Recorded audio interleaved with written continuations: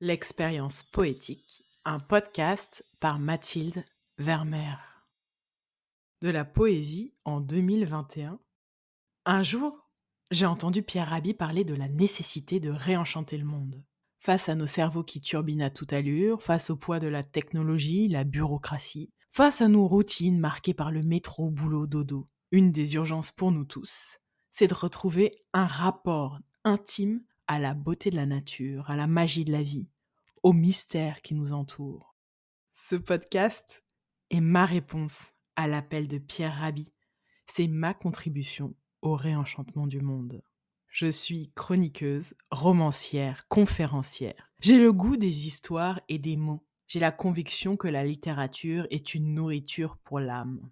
J'ai à cœur de transmettre des récits de résilience, des parcours singuliers, des textes où il est question d'amour, d'alliance, d'espoir, de réinvention de soi, de lien avec l'invisible. Ce projet, poétique, je le veux comme une invitation sensorielle pour chacun, chacune. Une invitation à être ému, bouleversé, réjoui. Une invitation à être béni par des textes nés sous la plume d'âmes ardentes, celles des poètes et poétesses qui offrent aux quatre vents leurs élans. La poésie, je la vois comme un voyage. C'est pour cela que je sélectionne des textes d'ici et d'ailleurs, d'hier et d'aujourd'hui. Toujours je donne la référence, je situe l'auteur dans son temps, mais j'évite d'expliquer. La poésie se veut une proposition gratuite, qui débouchera peut-être, pour vous, auditeurs, auditrices, sur un moment de contemplation. Cette semaine, je vous propose un extrait d'un poème de Guy Vic. Ce poème, il s'appelle Bergerie. Il a été publié dans le recueil Autres, chez Gallimard, en 1980. Guy Vic est un poète breton. Né en 1907, mort en 1997, il s'illustre par son vers libre. C'est un de mes poètes préférés. Ce que j'aime chez lui, c'est la simplicité de ses mots, ou une fausse simplicité, et la puissance de ses images, de son verbe. Je vous laisse juger par vous-même. Fermez les yeux, laissez glisser en vous ces quelques phrases que vient murmurer le poète. Suppose que je vienne et te verse un peu d'eau dans la main et que je te demande de la laisser couler goutte à goutte dans ma bouche. Suppose que près de toi, mes jours aient un cours trop rapide et que je te demande de faire de mon temps un temps de végétal, pas pressé de fleurir. Suppose que le ciel de la plaine soit jaloux de nous deux et que je te demande envers lui ce sourire qu'il attend de la terre depuis les origines.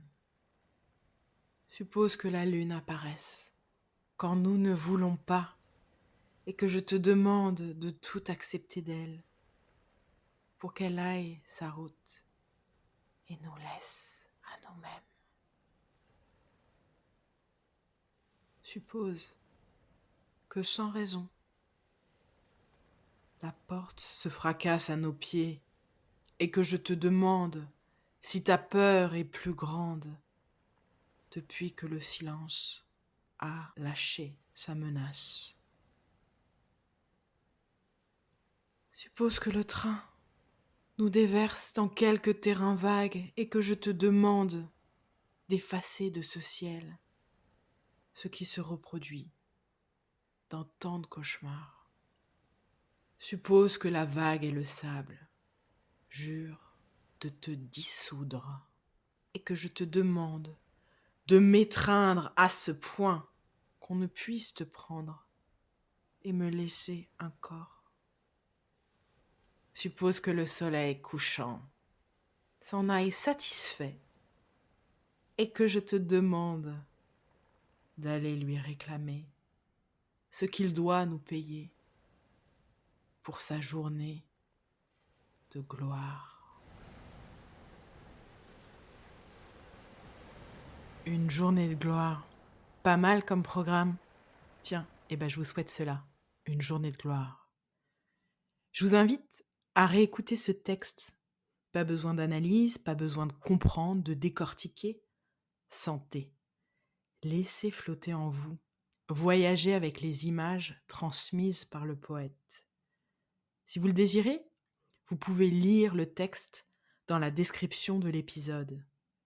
Et puis, si l'expérience vous a plu, vous connaissez ça, allez mettre 5 étoiles sur vos plateformes de podcast. Je vous dis rendez-vous la semaine prochaine pour une nouvelle bulle poétique. En attendant, rendez-vous sur mes réseaux sociaux, Facebook, Instagram, @Mathilde Vermeer. Vous trouverez d'autres écrits, poétiques, littéraires, de quoi nourrir votre sensibilité, de quoi partager à votre tour sur vos réseaux sociaux, et ainsi, ensemble, contribuons au réenchantement du monde.